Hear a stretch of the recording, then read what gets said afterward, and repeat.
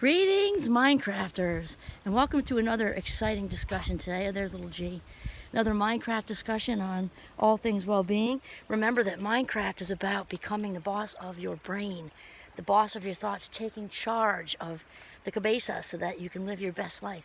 Awesome. My name is Kimberly Quinn, and it is my pleasure to be here on, I'm going to call this the Inspirational Bridge. I think we almost did that a few episodes ago, but I'm declaring it now. And of course, inspiration comes out of inspire, right? Inspire, in spirit, that divine connection within all of us. Okay, so today I want to ask you, well, actually, I'll explain.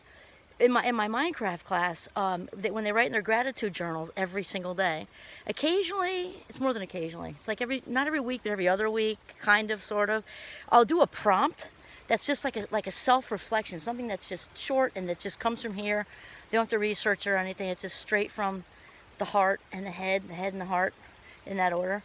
And yeah, and so one of them, and which they get really into, is if your life were a book, what would be the title and why? And of course, sharing's optional, but I would say 99% of them over the years share because they're so excited to. Or sometimes they share parts of it because sometimes they write way more than a few sentences. It's because they want to, which is extremely cool, right? So yeah, I want you to think about it. If my life were a book, what would be the title and why? And this can be super empowering, healing, can bring tons of self-awareness. And if that feels like it's a little windy today, which is not great for filming, but better for the bugs. Hopefully you can hear me. If that seems like a lot for you all at once, you can also do a chapter. You can even start with now, because now is probably easier than, chapters before this. And then you can, write it in a journal or something. But, like for me, my right now chapter would be On the Rise. And that's just because I feel so much in the flow zone. Oh, that wind feels so good. I feel so much in the flow zone with just living my best life and living the highest vibe. Obviously, I'm not done yet. None of us are. I'm just enjoying the journey, the path. And yeah, it's just so great. And because it's really important too, as far as your life's chapter, which brings me to the next thing, or life's book, sorry, title of your book, is to really know what your theme is, because all of us, nearly 8 billion unique snowflakes, we have a purpose for being here, and it's like an archaeological dig to figure that out, because it's already there. You just have to uncover it, like with a shovel and dirt. Like it's totally there, because your authentic self has always been and always will be there. So when you reside in your frame, which we've talked about, swimming in authenticity, doing the backstroke in it, whatever, you'll figure it out. So who was I inspired by today? Jim Carrey. Oh my God, guy's amazing. And he talked about how all of this life is for us, right? Your book is for you. And sometimes people think life is happening to them, and they got it backwards. Life is happening for you and me, even the bad stuff, to grow and learn. It all kind of unfolds as it's supposed to. There are no failures, there are no mistakes, right? We talked about that. Just people producing results. Producing results and hopefully learning from them. And I also say this to my students too, actually in a different class of Minecraft, is what do you stand for? What is your theme? Closely related to the book thing. But Jim Carrey was saying how he knew at a young age that his purpose or his mission, I think he said purpose, anyway, was to free people from concern. Like he said, he knew that as a little guy. And then he gives some examples with his mom and stuff, and then he talks about how that's like a reflection of what he read as a young guy too, about from Buddha, that the whole purpose of spirituality, the entire purpose, no matter, pick a country, pick a religion, pick a culture, just pick any of it, and the whole purpose is to relieve suffering, alleviate suffering in others. Like that's the whole plan. Pick any major religion across the world, and just the spirituality part of it, is the whole point. So his theme was to alleviate concern. And as I've mentioned before, my main theme, and it comes out in different ways, I was definitely put on this earth to be an educator. I know that for sure, as I breathe oxygen and eat bugs on occasion. Little woods humor there. Protein, right?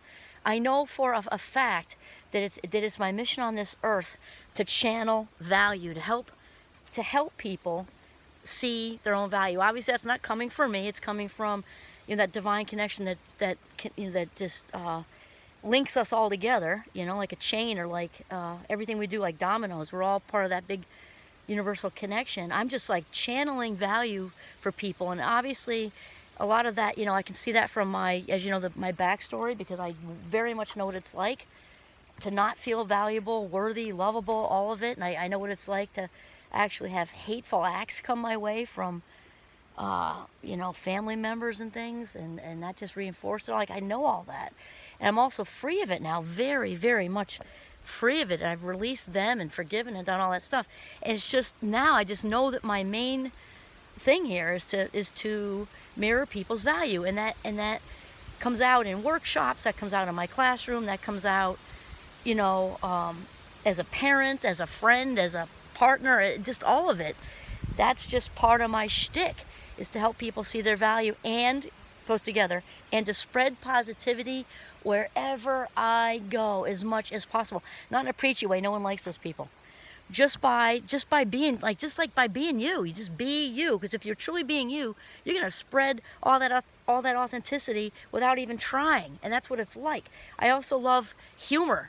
You know, and humor is just a great thing. Oh, I'm also thinking of Will Smith just came into my head this minute. I'm not talking about mistakes, because good people make mistakes. I'm not even going to comment on that. Where I was going was something he said in a motivational video he did years ago that just came in my head, which is basic, and I live by this too, is I want the world to be a better place, even if it's just like this much, because I was here. I live by that too. I want the world to be a better place because I was here, even if it's like touching one life, you know, it's worth the ride, right? So that is it. If your life were a book, what would the title be and why, right? And then if you want to say your chapter, that can work too, little bites. Right now I definitely will be on the rise. I have so much music left in me, so much music left in me to play. So before I go to my great reward, as my wonderful grandmother would say, gosh, she was my everything as a kid.